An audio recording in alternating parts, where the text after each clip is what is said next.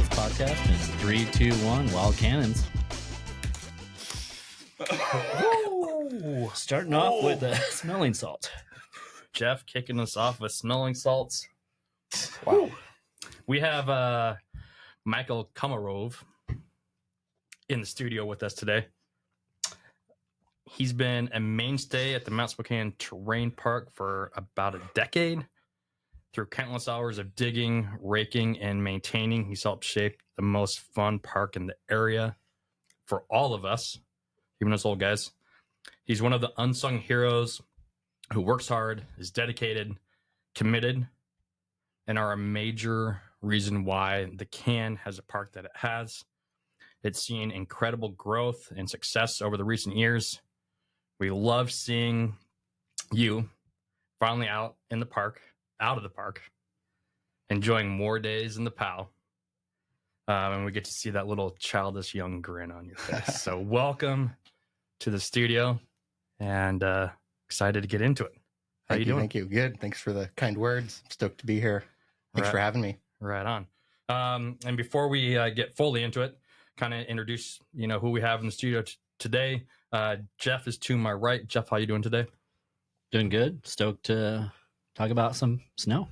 So talk about some snow. And then we have Ryan across. Ryan, how you doing today? Dude, doing fantastic. Stoked to be here with the boys. Right on.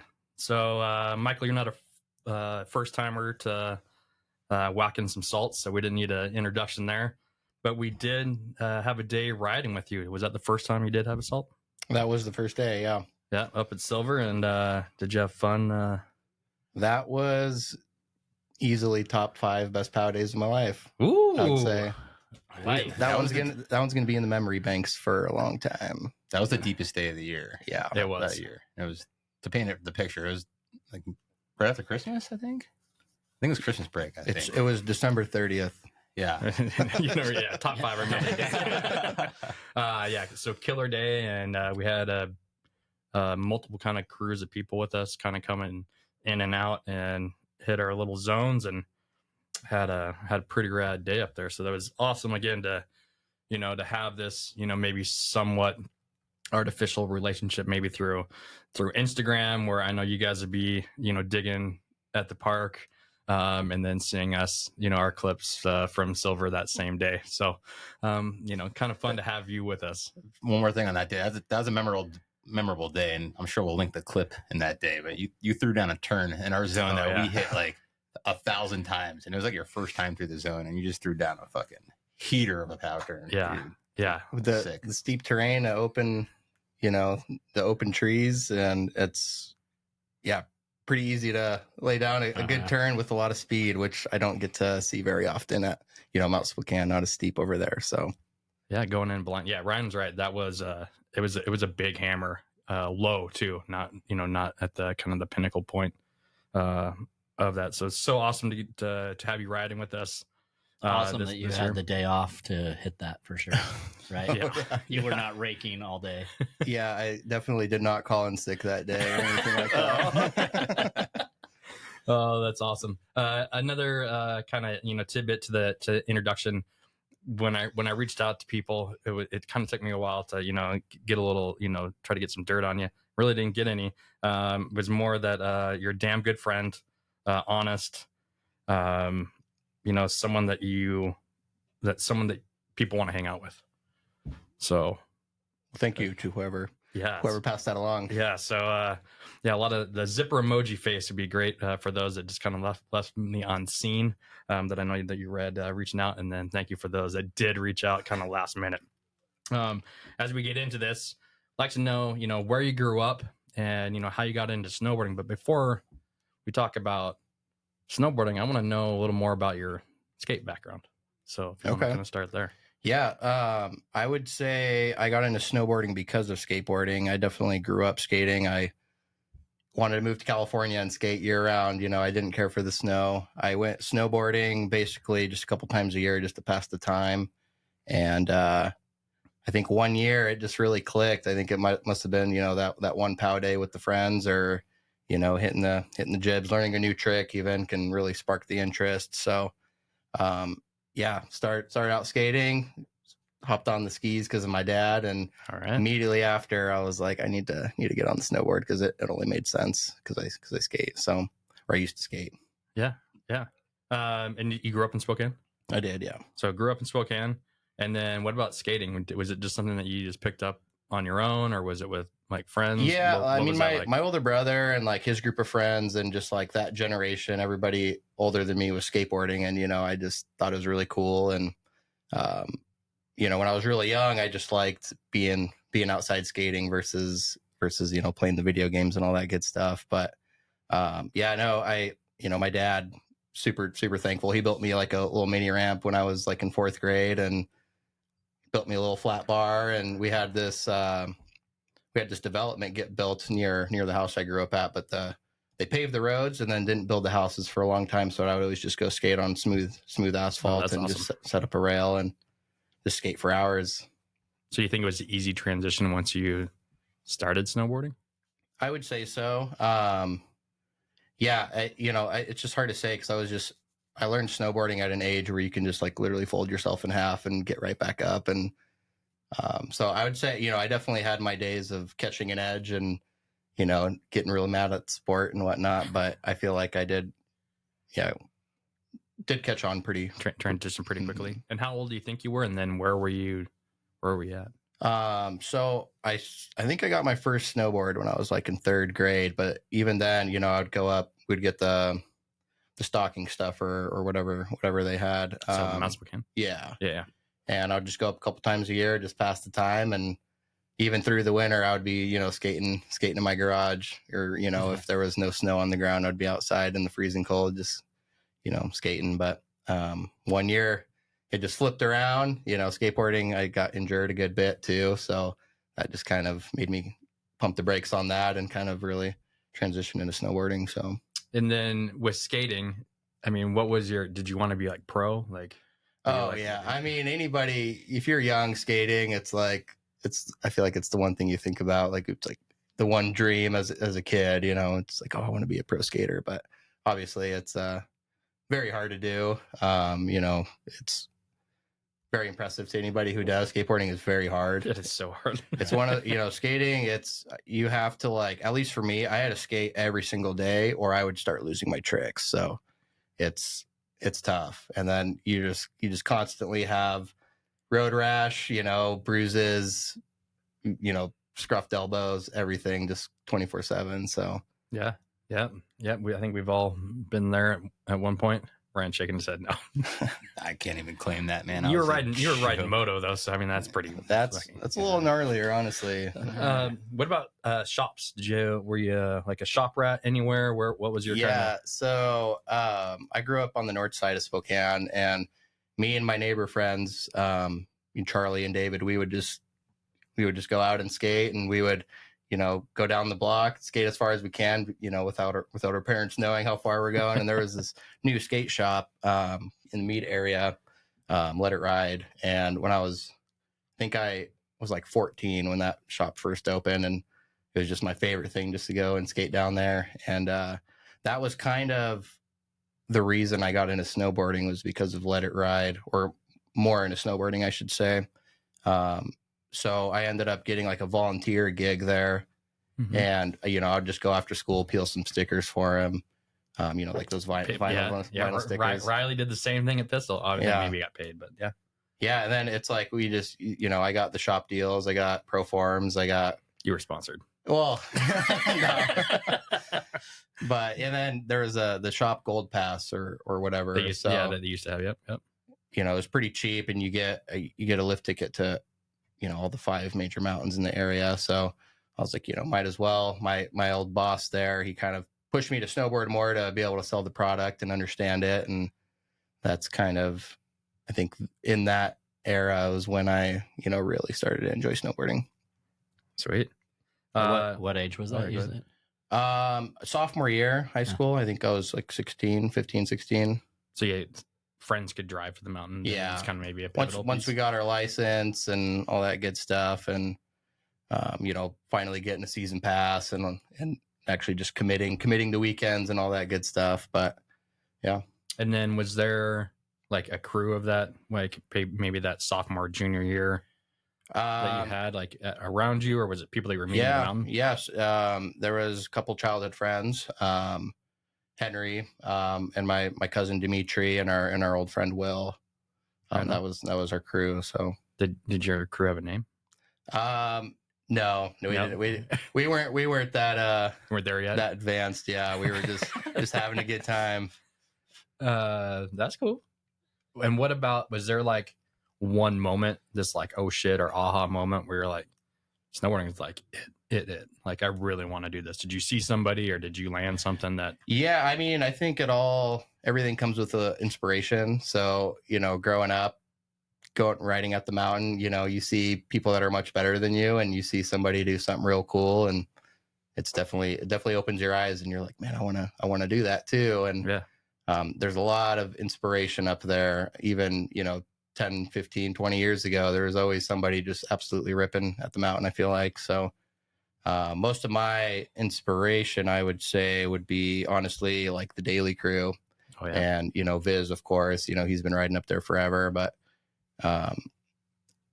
yeah, I would say kind of that crew kind of opened my eyes, and kind of anybody in the whole pistol scene at the time, I would say. Mm-hmm. So maybe just the community itself was the kind of the aha of like, this is what I want to be a part of. Yeah. So sick. That is sick. Was there parks running back then? Was there probably like the parks in Mount Spokane? There was. Obviously the park has established a lot more since even just 10 years ago, 15 years ago, as far as funding and the steel that we get, and even just something as simple as shovels and new rakes. But there was a park, I feel like the park crew then still worked with what they had and made it the best that That's like that cat. we had fun with it, Yeah. Were you kind of drawn to that like right away in snowboarding though, or was it more like free riding? I think I was drawn more to the terrain park just because of skateboarding. Yeah. No, I'm respect to that though, right? I think that was a good question. I was just thinking back of all the kind of generations of the terrain park where I've seen it. When it did, I think I mentioned this before. It used to be on the Bunny Hill, the original train park. Yeah, it was. They put us off to the left. If you're looking Lower Johnson's there. Yep. Oh, you don't. Yeah. I don't know, whatever that is. Johnson's run. Yeah, but I mean, it was right on the Bunny Hill to the left there, and they specifically did that to keep us away from the rest of the mountain. And it was snowboarders only. There was no skier. It wasn't a terrain park. It was just a snowboard park. They had 3 features. Sounds magical. Dude, it was wild. I mean, wild days, because you'd be cutting across the Bunny Hill to get back to 3. So it was like more chaos than I think what they planned for. But I mean, they've had some really good ones, but also some horrible stuff. Do you remember that, Jeff? They used to do this really big, like a big air jump. The dimensions were horrible. It was right under 3, like literally, like maybe like basically where we've started a couple of the bank slaloms. In that kind of area, right below I haven't seen any of that. Or it was like a quarter, but it was a jump. It was the worst dimension. It was Anyway, classic. It was all the snow. Yeah, old school shitty jumps at the fence. And it was big. Like people got broke off. Like that's why he stopped. I just picture someone broke his back. A shitty little cheese wedge and like kind of landing, kind of. Oh, before you started working the park. Before, way before you were there. And no hate to anybody at the park. Well, I mean, I guess we didn't know better. And like you said, a lot of these guys were working with what they could work with. Exactly. And not a lot of mountains really put much budget into the terrain park. Obviously, there's Mammoth and all these big, huge Vail resorts and whatnot. But as far as like the local small mountains, most GMs don't see it and don't care for it. Yeah. Losers. Obviously not Mount Spokane so much anymore, because everybody can see what's going on. Yeah, what's going on. We got a tow handle. So Mount Spokane's got the crown right now. Yeah, and circling back, I think with that, growing up, it was so much fun to have the park though, because we were hunting powder, and then like on especially like spring days or when there was nothing really that was good in the mountain, we would just mess around in the park, just hit some laps or speed laps. Hit one feature for us, for Jeff and I, basically, and then bounce out. So I mean, it kept it fun. So well, my question would be like, when did you start in the terrain park? Start working in it? You had been riding for how long, and then you just decided? Yeah, I was riding for a couple, like I think 2 winters in the park, kind of a little bit more consistently, and you know, Phil was working in the park. It was like one of his first few years, and he just, you know, Phil was really good at basically building a community and, you know, making everybody feel welcome. And I feel like I was one of those young lads to him, and he just kind of brought me under his wing, and we ended up, you know, this is when Lingo was the manager, and you know, spots were super limited on the terrain park back in the day. You know, there was only five total employees, and one of the existing employees, Nick Aho, he ended up moving to Montana, and a spot opened up, and they were only going to hire one person, and they ended up hiring me and my buddy Will, and that was the first of many years. So that's awesome. How many seasons have you spent there? Last year was my 9th year. Oh, so that's close to the decade. Yeah. Are you there this year? I will not be there this year. Yeah. You'll just be riding. That's the plan. Yeah. Nice. We'll circle back on that. That is another question. So when did you start doing your sprinklers? Your company, Supreme Sprinklers, that you are the owner of. Yeah. And at what age did you start? So I did. So the working at the mountain and sprinkler work kind of go hand in hand, because the first year I worked park crew was the first year I started doing sprinklers and had so much fun. So this was right after high school, you know, the year after high school, and basically. So again, 9 years ago. Yeah. Yeah. So, you know, had a blast working park crew, and that previous summer I, you know, started doing sprinkler work, and I loved working at the mountain. I loved the seasonal work. They basically went hand in hand with one another, with, you know, timelines of operations essentially. So did that for a while. Basically just went back and forth, and saw, you know, huge demand in the market for irrigation work, and got pretty good at it. And, you know, with a little bit of help from my family, I basically, as far as help motivation wise, and my brother's a web designer, there's a whole world I can go to about that. But essentially that's kind of what pushed me into starting my own, is just seeing the demand in the market. And that's what I was curious about. Yeah. I mean, let's not talking about snowboarding, but your business, you did not do that before you even started your business? I did. Yeah. Oh, no, I I worked for a different company for quite some time. I think it was like 6 years. Okay. Yeah. Nice. So you knew what you were doing. Yeah. I started my company 3 years ago. All right. Yeah. How'd you pick the name? So that was actually my friend Dave. He thought of it. So I wanted something to start with an S, like something sprinklers. I just thought it would go well. It would go well. And he basically he thought of it, and I was, you know, I didn't really care at the time. I was like, I just, you know, need a company name. I need a logo. Just started getting cards made as quick as possible. And I, you know, actually really like the name and the logo and everything. So yeah, logo's sick. Yeah. We're waiting on our shirts and hats or whatever. Yeah, they're on the way. Sweatshirts. Yeah. We have to be employees. No, I'll hook it Dig up. ditches. I got some. So got I some extra. will give a little shout. Michael's helped me with a few projects, and you know, we've had friends as well that are now annual users of your service. Yeah, but we were kind of worked together on one. Right, I did some digging, and You did the hard part for me. Nice. But still, I mean, it helps out, and kind of, I guess, some of the ethos of starting this podcast is talking about people who are doing awesome stuff that are in the snowboard world, and then also how we can support, like, whether it's snowboard or R-ski, but this is winter, you know, enthusiasts that, you know, if you're trying to live your dream as well of getting out to the mountain full time, that we can help support you. So big shout out there. I like that you had that vision to, you know, work hard, work summers, and then put your time on the mountains, also working the mountain. Yeah. That was definitely the plan. You know, I wanted to have winters off, and that's why I enjoyed the sprinkler work so much, because it gave me that opportunity to, for 9 years, I, worked at the mountain and I snowboarded just about 5-6 days a week for, every year. So sidebar question. What's the most days on hill have you had in a year? Like at Mount Spokane? Or it's hard to say exactly, but definitely like between 100 and 110 days, I'd say. Damn. That's impressive. A lot. That's a lot. Respect. Yeah, it's I don't know if I could do it anymore, but and we had one of your top 5. Yeah, exactly. 5. Yeah. That was a good day. He's trying to kick that out though. He's looking for more opportunities. Any advice you'd give any of our listeners that maybe they're interested in doing the same kind of like work? I would say do it.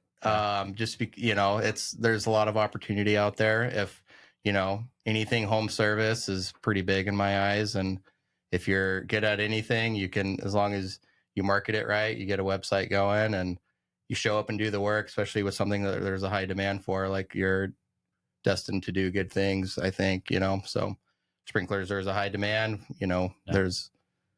we show up, we do the work, people are happy, they spread the word, and you're kind of unstoppable at that point. Nice. Mowing lawns or anything. People are getting lazier and lazier. If you can go to somebody's house and solve their problem, you can make, you can make decent money too. And with sprinklers, it's you can pretty much have a shovel, some channel locks, pipe cutters, and you can go, with a little bit of sprinkler knowledge, you can go make some pretty good money. So yeah, I like that problem solver. That's a great question. And then also, what about if they're like looking to get into work at the terrain park? So like that full seasonal worker, like maybe if they're not starting their own business, but they want to spend more time on the mountain, do you have suggestions of how they would jump into that? Yeah, I mean, we like to hire, I can't say we anymore, but the mountain hires people who we know. You have to make yourself present to us. You have to kind of talk to us about it, and it's spots are pretty limited for the most part. But this year, I imagine they should be hiring. And you made yourself present. Yeah. And they happen to be like, oh, we have an opening. You got to let them know that you want to work there. Every year I worked there was no job fair for, the job fair at the mountain was there, but there was no terrain park, booth or whatever, because we already have everybody we need. And if we're hiring somebody next year, we pretty much hire them, the year before essentially, or at least we're keeping it in mind. Yeah. But you just have to show your interest, I would say. Because if you just ask, hey, one time if they don't know you and you just want to work park crew, it's probably not gonna work. But you just gotta let them know. Well, Jeff's getting ready to retire soon, so maybe he's thinking, I better holding the rake. I better get up holding the rake up there, just holding a rake. All the features will be right on. No, it's a sweet job. It's it'll hold a close place in my heart forever, and. We're up there with the worst weather and the best weather. We're there in the coldest temps, but there's very nostalgic moments. We see all the sunsets, all the sunrises. The sunrise, I was going to say, you guys get some great sunrise. Yeah, it's pretty awesome. And big shout out to Phil. Yeah, shout out. Love you, Phil. but I've seen a lot of park crews. You guys have too. You've been up to a lot of mountains, and like just seeing your guys' like tight knit crew, it's like something that I've never seen before. Like of all the mountains I've been to, it's like pretty dang cool. Yeah, it's a family. I love all those guys forever. Yeah. Cheers, boys. Thank you, park crew at Mount Spokane. Yeah, it shows with the level of riders that are coming out of Mount Spokane and the work that goes in, like the absolutely manicured there. It's nice. It's a lot of work, people don't see it until they're in it. So they just see us, enjoying the park, because that's part of the job. But there is a lot of work behind the scenes, a lot of early mornings. We're there. We're driving there. It's dark. We're driving home. It's dark. You don't see Spokane in the daylight, all winter long. So. That's pretty crazy to think about that. Also, something I just thought of, Phil, I love you. You're not the best at communicating. So I think as a manager, did he ever get mad? Did he ever yell? Was he like, you boys No, I mean, there's definitely like frustrating moments for everybody just because things happen, especially like during builds and the cat will break down and things just don't always go as planned. And it's fair to be frustrated with those situations because you want to, give the people what they want. But sometimes it's, we run in a couple speed bumps and it's just kind of how it goes. He's just such a nice dude. And I just can't picture him like raising his voice. No, like I don't even see him like killing fly. Like a fly comes, he's like, get away. Yeah, no way. A fly comes, he's like, hey, you want to join the crew, man? Hey, can you rake and be on time? That's rad. Let's keep her moving here, right? Let's talk the Get Done Boys. Oh, yeah. Maybe some road trips. The Get Done Boys. I heard some rumblings of some road trips and some good memories. Yeah. And stuff. So talk about the crew and where that name came from. So the name, I don't even really know 100% how it started. Dave and Colton, when they're together and they've had a couple drinks, their lingo just changes. And just one year they were just like every trip we go on, they just have a phrase that they just always say when they're just drunk and giggling. But Get Done was just one of the phrases. And that year we just, weren't really like trying to make any sort of an edit or anything, but we went to Bachelor for my birthday and made a pretty fun little edit. And we just decided to start making yearly trips. And this, we've just kind of gone bigger and longer every winter. So is it based around your birthday or is it just the first year it was on my birthday and then they were like, oh, let's make it a birthday trip. But it's usually we just go around that time frame. We don't make it like specifically for my birthday or anything, but we have just been going the last 3 years. We did 3 separate trips. So nice. Yeah. Not to rank them or anything, but do you have a most memorable trip? Oh man. Honestly, the first year when we went to Bachelor, that was just probably the most memorable because it just like opened my eyes to, it was my first time at Bachelor and it just really opened my eyes where I was like, man, I can't believe how big the mountain is. How big it is. I've never been here. And it just made me want to go explore new places. So the following year I got an Icon Pass and, we all got Icon Passes and just kind of traveled around wherever we could. So, but I would say Bachelor. Bachelor is the most fun. So where are we going next year? Any plans? No plans yet. We keep talking about Japan, but I heard flights are pretty cheap right now. Are they? Yeah. Might need a message to the chat there. Jeff and I've been. Really? Yeah. When? It was almost 2017. Okay. I believe. Yeah. Is that right? A while ago. I'm jealous. Yeah. Yeah, we scored. Someday we'll go. We went to Hokkaido. So we got a little. One of my buddies was looking into it, and supposedly it was cheaper to fly to Japan right now than it is to fly to Colorado.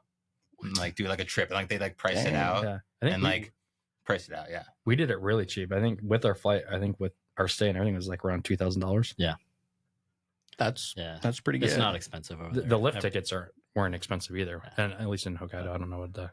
I feel like if we went out there, we would have to like cat ski or something too, just to like really make it worth the while. Yeah. Guide. Yeah, getting for sure. Guide. Yeah. The same thing like when we went to South America, having a guide was, they get you into some killer zones and then also just teach you like one area. Like I just had some friends that went this last year. Depending on what mountain you go, you have to get a certain pass to get into that area. Oh, to get in like tree areas or whatever. Yeah, they make like literally inbounds. Like if you picture like Schweitzer and if all of a sudden you were going down, like you had to go to like Styles. Not that I really know where that run is, but I know the name of it. But if you're going to go to that area, it basically you'd ride and there'd be a gate there, like inbounds, because it's all volcanic. So it's these like valleys, so they come out of nowhere. But just learning stuff like that. Cat skiing would be awesome. I don't know what the price with that, but our guide was. And even maybe your next trip isn't Japan, but that'll be in the future. Yeah, in Montana or something if we could lay down something like that, we could, if the Get Down boys want to roll through like Whitefish or something like that, maybe get a cat full. Maybe we can get down. Yeah, get the climb. Yeah, I know Jason would always be down for that too. So that'd be sick to load up a cat. Just fill up a cat with with all the boys would be great. Who is in that crew? So every trip we've had like a special guest. I guess I should rookie, effing new guy. But I guess everybody who's kind of gone on every trip would be Dave for a while, which is our skier friend, and then Isaac Bush, Colton Bush, and Peyton, aka the Naked Weenie. Yeah. So you got a solid crew. Yeah, Got to have a skier friend too, right? exactly. Yeah. These days, basically, you do. You have, it's like Everybody's got a skier friend. Yeah, we grew up with it. You need those poles sometimes. Exactly. On those new mountains, you don't know where those cat tracks are. That is Plus, true. you need somebody to make fun of too. You need somebody to spray too. Just kidding, Blake. If you're listening, I'm sorry. No, I saw the vids, and he was trying to spray you guys too. But most of those, he tries. I guess to kind of go back on that real fast. So you guys you have an Instagram account, and you have one edit for each trip. Yeah. And there's basically like no credit to who's in it, like what's going on. No, I mean, it's pretty rad. I guess. Mysterious. That's how we is. like it. Yeah. Mystery. I think it's pretty sick. Pretty sick for not like having a crew. Then you're like, we basically don't have a crew, but we have a crew. Yeah. Last year we tried to make where we wanted to make an edit because we went to a couple different states. We just did like a big loop, and we wanted to make an edit per state, but we just made it one big video. But they're a good time. Some of them aren't. They're less snowboarding and just more you could see Lifestyle. what we, I think it's awesome. See what we did on the I trip. was- Lifestyle. I was so stoked because I know we were talking like right before you left, and then I was like, I can't wait to watch this stuff. They're fun videos. Love it. all right. Well, I'm going to turn away from a little bit of that. We'll talk about splitboarding. Yeah. When did you jump into splitboarding? Just I guess? last year. Just- I got my first split board last year. Why would you move from the terrain park to splitboarding? What would change you from Natural transition. It's to just for me, I saw it as a good way to get on the snow before the mountain opens, and it's a good way to get your legs warmed up for the year too. And Thank you. it wouldn't be a bad idea to, I see it in my future to do more touring and trying to find, more side country kind of type of terrain, do some avalanche courses and stuff like that. So that's on the agenda. So getting the board is kind of the biggest thing because they're obviously not cheap, but Yeah. finally got one secured. So what's your setup on your split? it's a Capita Navigator, which I had the regular board for a little bit, and it was, good board. Your and, style. Yeah. And, I was fortunate enough to get a pro form and got one pretty good deal. And I got the Union, forget what bindings they're not the Expeditions. They're like the level up from that. I forget what they're If called. they're the newer ones, they're way better than mine. Yeah. But Because you have like the pin style. Yeah, Yeah. I heard those weren't the best to go with. So yeah, got the Problems. Capita, They work. Capita and Union. So The new ones are dialed. yeah. Oh, how many days did you get on your split? I think I only really went out preseason. I probably put like maybe like four trips. Yeah, we only went out preseason too. Yeah. pretty much. I think that's about what That's our how it MO with goes. that is. I always wanted to go postseason too, but that's when we're like back into the sprinkler gig. So no really time for that in the spring. Was that only at Mount Spokane, or did you venture to? Yeah, I only went to Mount Spokane. Yeah, so we'll get you. But I do want to venture out too. There's a lot of good looking stuff. I know like Josh Anderson, he, from Solnix, he posts a lot of cool stuff, and I want to maybe venture out with him one of these days too. So Yeah, I'd say that's to give a shout out to like IPAC and with their avalanche awareness or mitigation classes. I don't know what they're calling them now, but with that, you'll meet people too that like want to go out, and doing the class together is actually good because you're learning everything at the same time. And I think I'm pretty sure Josh, when he first did that, he started going out with a few of those people gotcha. as well. So taking that class, I think, is beneficial because you're meeting like-minded people, but you're also doing it with people that you are going to be in the backcountry with. And the same thing, like if you get some of those boys, that you're going to be potentially road tripping with, to do it at the same time. Like Jeff and I did at the same time with our other buddy. We spent a lot of time at Mount Baker, like hiking around. We did it at the same time. So we're all on the same page with our training. So Do you like to ride your splitboard on groomers? I haven't yet. I haven't ridden on a groomer yet. I do not like it. No, I would imagine it'd be pretty weird. Yeah. You want to watch your board split apart? It just flexes weird. But so we'll get away from the split boards. What's your daily driver? What's your setup and your bindings for that? Depend. If I'm riding park, I got a Solomon. I've been riding a Huck knife for a while, but this last year I got a Sleepwalker, which is a little bit softer board. But I've recently really enjoyed like a directional, kind of stiffer board, just kind of cruising through the mountain, even jibbing a little bit too. They're pretty fun. I don't know. I just never ridden a directional till pretty recently, and they're a lot of fun. They just feel really fast and sturdy and hold a good edge. And, I grew up riding just a park board with practically no edges, and be able to actually like take a nice carve and hold an edge is pretty sweet. Right. Yeah. Getting older, man. Yeah. He's a turner. You get a directional board and a split board. Yes. So a more directional. Then what's your stance on you? I mean, a park rider. My Your park different boards. I have different stances, but my park board is true twin. I'm directly center, and I think I got like I rock like a 9 and a -9. Okay. Yeah. So it's like true duct. Yeah, and then my directional, I'm like 15 or 18 front foot, and I'm like at a -6 for the back. Nice. Were you on a Gremlin? What were you on when you rode with us? Yeah, Gremlin, the new Gremlin. Yeah, it's a good board. Yeah, love that thing. Ryan mentioned that turn. It's all really coming back. I was sitting down in the honey hole at the bottom, and like, good one, definitely a good one. Proper heel side turn. Did you say what all? And then I guess we didn't get into your gear. Oh, your favorite boots or goggles or whatever. Because you're on the mountain a lot, so yeah. So we got hooked up one year from Vans, and I got a Jamie Lynn boot. I got pretty lucky. They sent us a bunch of high standards, and they sent us one Jamie Lynn boot, and it happened to be my size. So score. Used that boot for a while, and it held up for many years.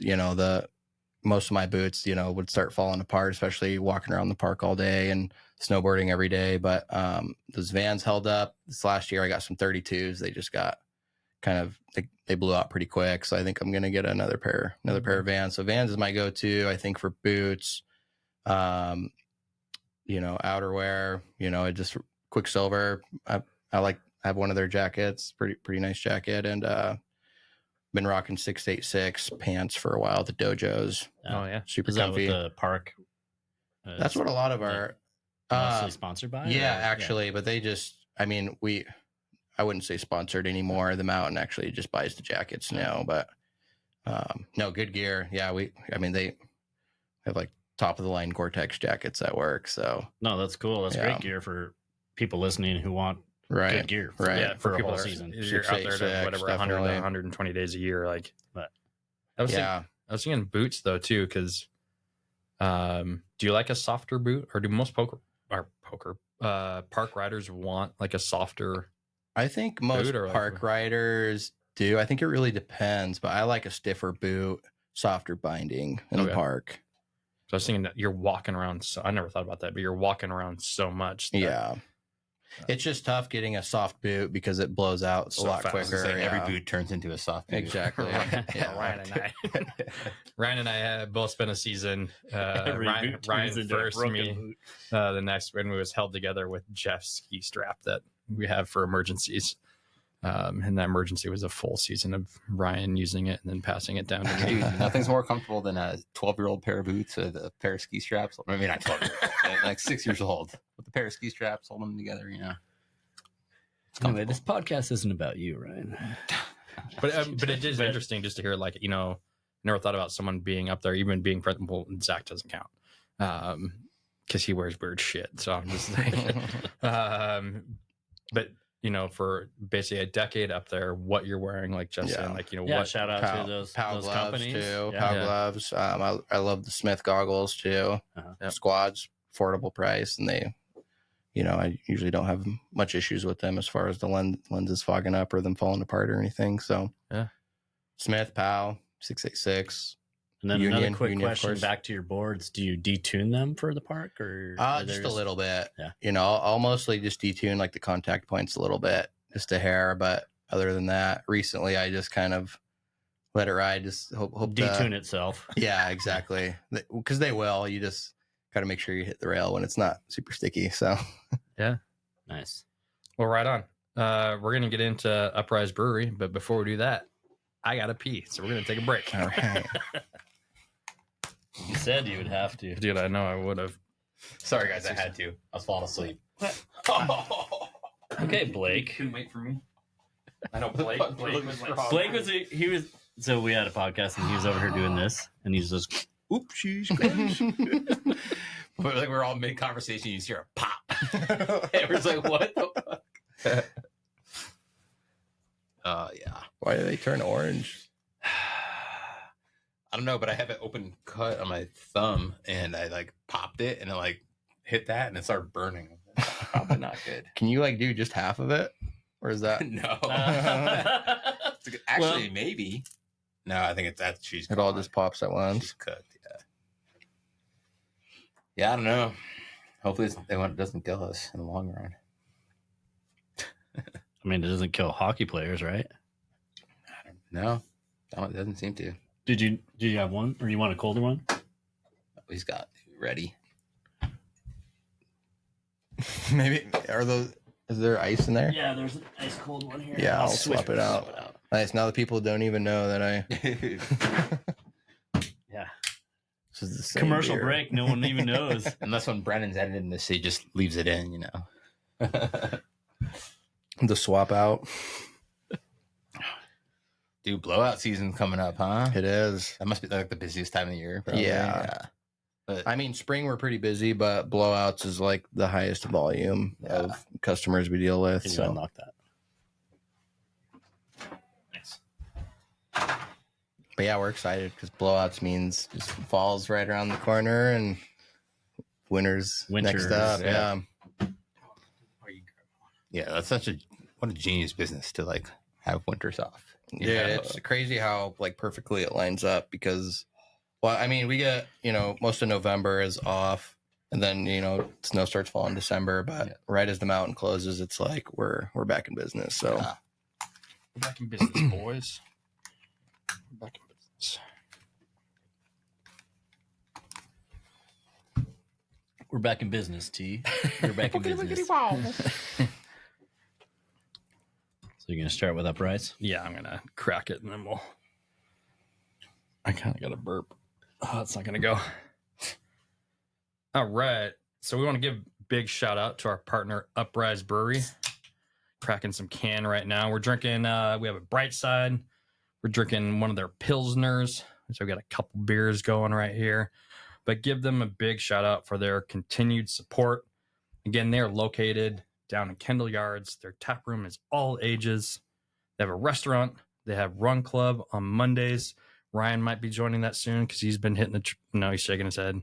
No Run Club, but No Run Club. I will say that Uprise definitely cures a case of the Tuesdays because I had a case of the Tuesdays today, and if you're having I'm feeling good. So. and if you're having a bad day and you're starting to feel good because you had Uprise, you might want to do some trivia because they do trivia on Tuesday nights. So again, support our community, support local, support Uprise Brewery. We'd also like to say thank you to everyone that listens to us. We are self-supported. We, make the funding for this to happen, to share these stories. And with that said, again, as we want to support, our local friends, we want to give a shout out to Supreme Sprinklers. And a little thing pulled off the website is a residential landscaping irrigation specialist for the greater Spokane area. They design, install, repair, and maintain all types of sprinkler systems for your home. Their team helps you realize your sprinkler system goals for a happier, healthier lawn that is easier to maintain and enjoy. Their website is Supreme Sprinklers, all one word, LLC.com. And with the season rolling, We know that it's getting a little darker. The mornings are a little crisper. That fall is coming around. You might need a sprinkler blowout. So if you're a homeowner or you know someone that needs their sprinklers blown out, hit our boy up and support Supreme Sprinklers. And if you don't get your sprinklers blown out, we repair sprinklers too. So, So honestly, just don't. Yeah. Don't, and then it's going to cost more with the repair. But yeah, cheers to that. And I'm going to hit a salt because Ryan kind of jumped the gun on us, and What? No, he's I right. didn't. Why There's is like there three. two? There's like three of them over there. I think there's four. Yeah, we're gonna get into one more here.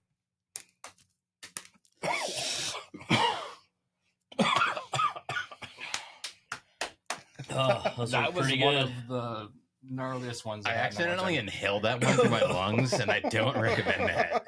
I really don't. All right, That will blow out your nose. we are back. That one was live. Oh, Brendan, our producer, did you smack one as well? Yeah, he's giving us 2 thumbs up. Yes, Brendan's in it. breaking shit in there. He's ripping computers off the walls. it's like Animal on the drums back there. Oh, Ryan, what do you got for us? What comes to mind when I say poker with the Jib Junk Boys? Oh, good time. Just bullshitting with the boys, throwing some cards down, throwing some chips. It's something we used. I mean, it was like a weekly thing.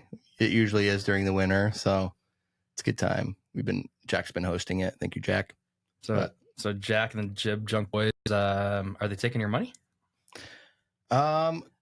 It's yeah. I mean, I would say the last couple times, Jack's pretty good at poker.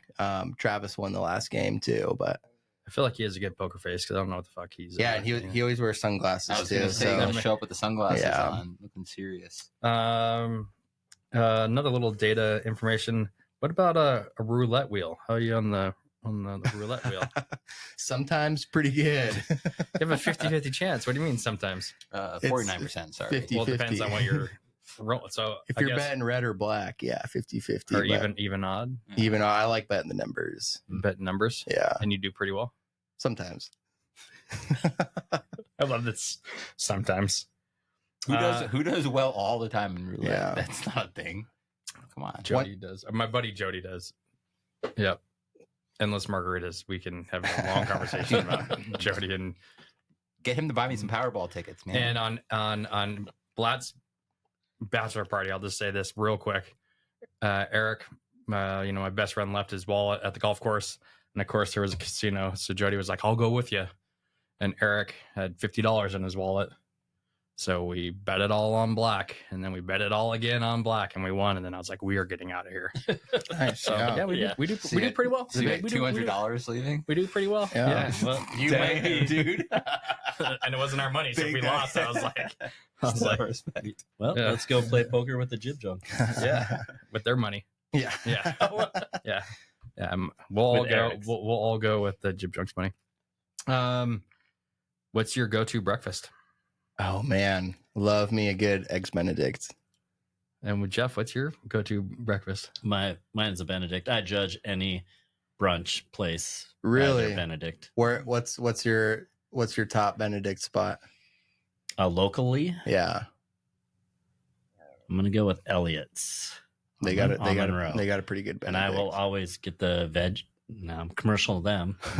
We Uh, like Elliot's. That's where I go for A brunch. veggie Benny, add ham. Okay. What do you got? I love the Kendall Yards Benny because they got or Elliot's Yards. too because The they have Yards the buoys on the side, which is a local sauce as well. Mm-hmm. They pair very well. So I'm a Fletcher's hot sauce guy. I'm Oh. just throwing it out there. Another local brand. Yeah, But Bowie's super is good local. stuff. Yeah. but yeah, So it's Fletcher's or Bowie's, if you want to sponsor us, or I was looking for sponsors. Dude, that'd be sick. Just Benedict's at the table, That'd be cool. We could do a breakfast. Hey, Brennan, what time can we start recording at 10? I think we might need to have a breakfast one. Dude. That'd be fun. Breakfast with the boys. And then this last one, I mean, we'll see where this goes because we like to call this one, what comes to mind. But I'm just going to say lime scooter and fireworks. I don't know what you're talking about. Yeah, 4th of July. That was a pretty fun night. We rented some lime scooters and just basically went around and lit a bunch of fireworks, and it felt like we were like in a Roman candles. Like you were just like Roman candles? Like mortars and stuff. Oh, nice. Yeah, and just scoot off to the next spot. Yeah, so we would cruise around. We would see a group of people. It felt like we were like it was like Gotham City night because everybody was just out shooting fireworks, and I'm into that. We would pull up to just a neighborhood where we see people outside and just light some fireworks with them and move on to the next spot. We're like, check out this mortar, and then we would send it off, and then you guys would just disappear. We're like, all right, see ya. Did you just have like a duffel bag full of fireworks? Yeah. Dude, who was the explosive specialist? Was there like someone that carried all of them? Like, did you all have backpacks? We all had a little something with us. Glad you didn't make it on a terrorist watch list. Well, that's the thing is on the 4th, like everybody's lighting fireworks, so there's nothing they can do about it. So I love a good firework. Dude, it's kind of like the smash and grab, you just light it off, go. Yeah. We're celebrating our freedoms, Exactly. That's what we're doing. America. Respect America. Go ahead, Ren. Any passions outside of snowboarding? Shoot. I mean, snowboarding is definitely my top favorite thing to do, but maybe skateboarding still, or skateboarding. I tried to recently. I've been kind of dabbling back into it. It makes me feel like a kid every time I hop back on one, but I'm just always scared to hurt myself. I've broken my ankle and torn my ACL skating. So I try to be cautious, but skating's a lot of fun. I recently got into some disc golf, pretty fun. Hitting some chains with the boys, so crack a cold one, throw some discs. Yeah, I saw a little some stories on Instagram.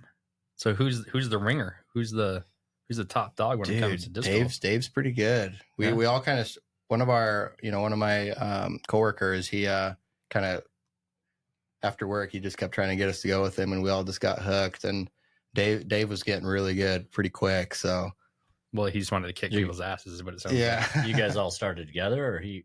For the most part, yeah. I mean, I've gone a couple times prior, but recently I'm like pretty fun. You go for a little hike, throw some discs, and crack a beer. Yeah. Yep.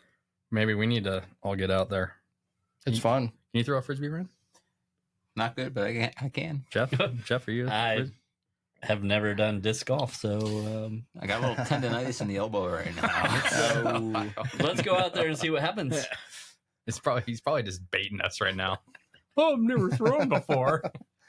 Meanwhile, Jeff just likes to hang out under waterfalls, throwing frisbees. Inside joke. No. Jeff loves waterfalls. And then besides the disc golf, anything else that you got wrong? Dude, as of recently, I love going to Home Depot. Oh, so I know why. Share why you might be going to Home Depot. Oh, it's exciting news. It's home renovations. I've never thought going to Home Depot or Lowe's would be a highlight of my weekend, but it's kind of a dangerous place to go because, I bought a house and basically, you want to make it yours, and you go there and you see things you want, and it could be, like I said, a dangerous place to be. So, love going there. Right on. This brings us to our hot takes section. I know we just did salt, but I think we should do another one. I think Ryan's on board with that guy. Jeff gave a big sign. How you guys doing on beers? We need to probably rename this from hot takes to like medium to mild takes because we don't fly through them. But we'll get into it. And hopefully the last one got both my nostrils. Like, dude, I'm not going through the lungs again. Keep your mouth away. Come on, Ryan.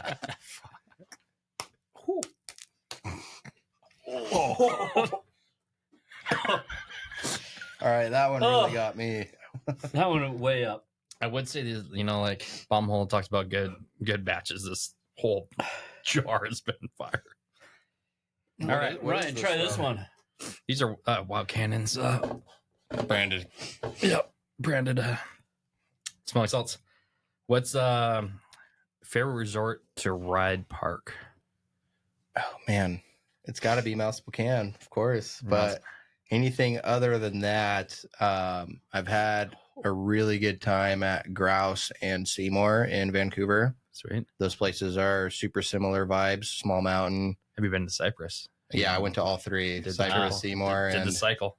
Yeah, because my brother used to live in Vancouver, which was pretty awesome. So I right. got to go visit. We went to Whistler, but Seymour and Grouse are pretty dang sweet. If anybody has the opportunity, I would recommend it because Grouse has a tow handle now too. Oh, right on. So and great view. I've been up there. I've been up there a few times. Yeah, city views and good small mountain vibes. So yeah, that's exactly the way I described those mountains. It's like you have 3 Mount Spokanes outside of the city. Yeah, pretty much. No, I would never into Cypress, so can't say that one. But gotcha. I mean, for park riders, I wouldn't really recommend it. Seymour and Grouse really take the crown for that. So Seymour has like the most side hits like that they actually build like throughout the mountain, just huge hips everywhere. Yeah, and that was being like a huge Devin Walsh fan. The Seymour kids, and then the Skids. That whole scene was, and then living in Bellingham, had to go check it out. Yeah. Jeff, what you got? My nose is still burning. Jump line or jib line? Oh man, depends on the snow. Yeah. So and how the jumps are hitting. And I think that's the answer for a lot of everybody. I would say I like some airtime more than sliding on steel. If you had to choose one. Yeah, I'd go jumps. Nice. Now, park or powder? Powder. Ooh, easy. Correct answer. Easy. Splitboard or chair axis. Yeah. Well, I would say as of right now, chair axis because I haven't really ventured on the Splitboard too much, but maybe that opinion will change someday. Yeah. Walking uphill is never fun. It's worth it when you're riding down. You know, earning your turns. It definitely makes it worth it. I probably had my best day on a Splitboard was last year with Brian at Mount Spokane, on the face of one where it's normally groomed. What day was that? It was early. November 11th. Since we're naming days. I know you remembered it, but it was like when we had all that early snow and it went bluebird and it was deep with like a little bit of bass, which is like it was sick. So moving on. 11/11. It's a good day. Oh, that's crazy. I should remember that. Yeah, I should remember that. The Get Done crew. So this is specific. Oh, Get Done Boys. Oh, Get Done Boys. Sorry. Scratch this out. Not crews. We are the I guess we are a crew, but the GDB. Who parties the hardest? Oh man.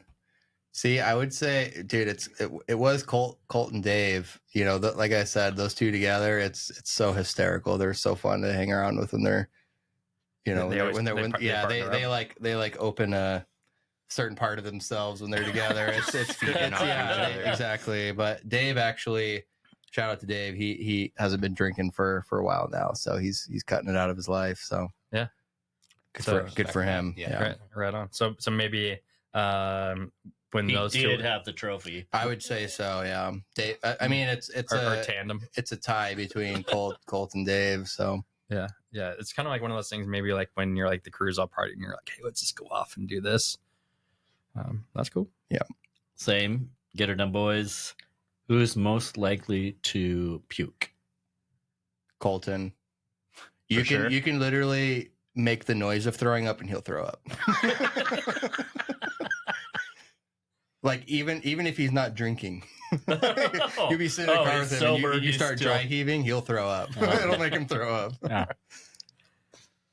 Who rides the best hungover? Oh man. Nobody. No, probably Isaac.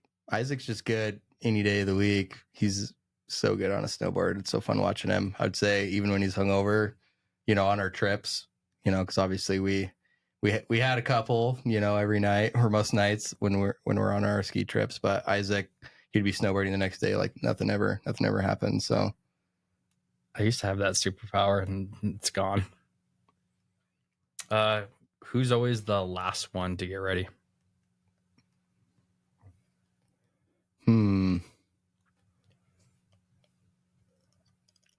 I would say if it's taking you that long, it might be you. Yeah, it might be. Yeah, I would say I don't have an answer to that. We're all just kind of, unless it's like a powder day, we're all just kind of going at it whatever pace. So yeah, party pace. Yeah, party pace. But if it's pow day, we're I would say maybe Isaac or Peyton are kind of the last ones to get up. But yeah. Get her done. Who's most likely to get done? Dude, stop saying get her done. Get done. Yeah, what's that? That's not, we're not Larry the Cable Guy. Is that? I'm going to change my question. Who's most likely to get naked? Dave. 100%. Yeah, he's known to pop his tarp off quite often. So. Tarps off, boys. Yeah. Love it. What was the nickname you said? Maybe you didn't say it on the podcast. Maybe it was before the podcast. For whom? Everybody's got their own little nickname, I guess. All right, so yeah, let's hop into that. What are the nicknames of the? Well, GDB. I mean, we all call Peyton Weenie just because that's the weenie one. Yeah. Weenie. It's funny because we got Isaac, which is we call him Sack. So one time Dave said he was on a chairlift with a random single rider, and he was talking about the people that he works with, and he didn't it's so natural to call him that, and to a random guy on the chairlift, Dave's over here talking about a Sack and Weenie, and so yeah, you got to be careful who you say the nicknames around, because they'll look at you a little funny. But yeah, Sack and Weenie, I guess, are the ones with the best nicknames. Yeah. So I hear Mikey in a few of the messages that I got. Is that? Yeah, some people just go with Mikey. Yeah. I don't know why or where it originated, but some do call me Mikey. Yeah. What about anyone else in the crew have nicknames? I would say, not really. Yeah. I'd say those are the main ones. So can't really beat Sack and Weenie. So crazy duo right there. One of my favorite questions is whack trend in snowboarding right now, like anything that kind of bothers you. Whack trend.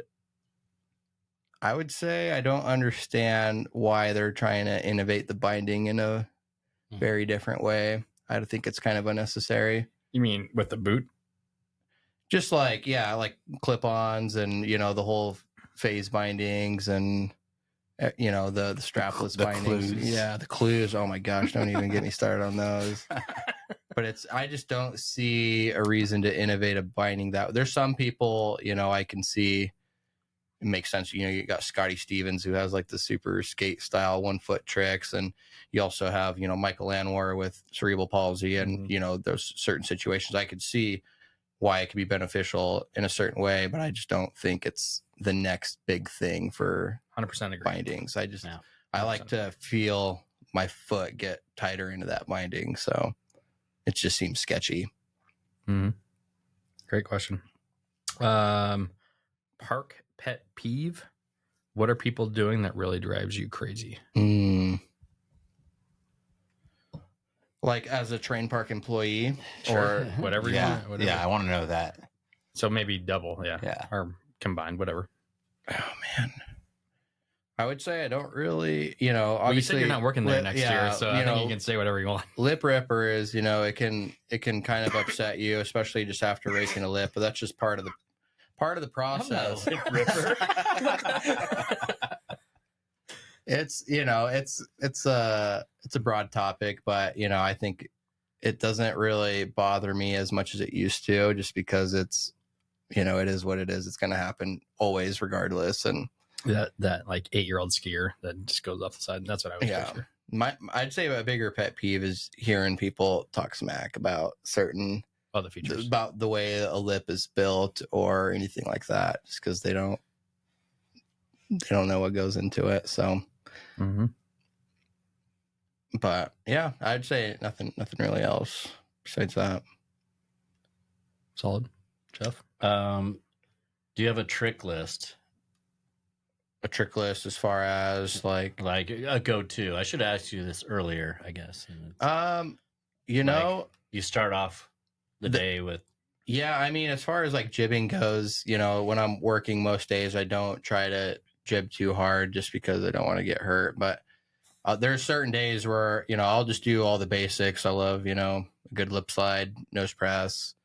But there's very limited days. I feel like I'll pick the good days to actually like get down on the rails, because rails to this day just scare the crap out of me. So. Doesn't look like it. Yeah, doesn't show. Yeah, it's you know, all those tricks. Most of the tricks I do, I've just been doing forever, and I usually don't. But I'll go to air. Just a good back three, dude, and nothing. No better feeling than Smooth floating three. the back three or a cab three. I like the cab threes a lot. Yes. Any local young blood rider we should keep an eye out for? Oh man, yeah, I wish he's more into skating nowadays, or always has been. But Simon Holt, super good on a snowboard. He's come up a couple times now. Yeah, Ethan Cofrancis, super dang good. Love watching him ride. There's Turkey Nuts. I don't know. I forget his name. That's his Instagram. He's like 16 or 17 from Schweitzer, I believe. But he like progressed like crazy this last year. So it's cool to watch him, you know, do his thing. So yeah. Trying to think of somebody else. Yeah, I'd say those three. Simon, Ethan, and I think Drew's his name. Yeah. Yep. If you could take 3 friends on an epic month-long snowboard trip, who would they be and where would you go? Oh man, Japan. It would be Dave, Isaac, and Peyton. Like yeah. Perfect. Next year. Yeah. Next year, maybe. Yeah, we'll see. This year, last year we went kind of big on our trip, but this year I think we're just going to go maybe just up north to Canada or something close, bachelor again. So I'm going to throw in a question. Do you like being behind the camera or in front of the camera? Behind the camera. I love filming the homies. Yeah. Love getting the clips. It's a true art to be able to, it's a lot harder to be able to film snowboarding too. You got to feel like a decent eye for it, and doing follow cams is not easy. It takes practice too. So I love filming, especially when you see Viz, you know, doing his thing. Yeah. It's like, I love to be able to film because he just lands everything first try too. Yeah. So it's super easy.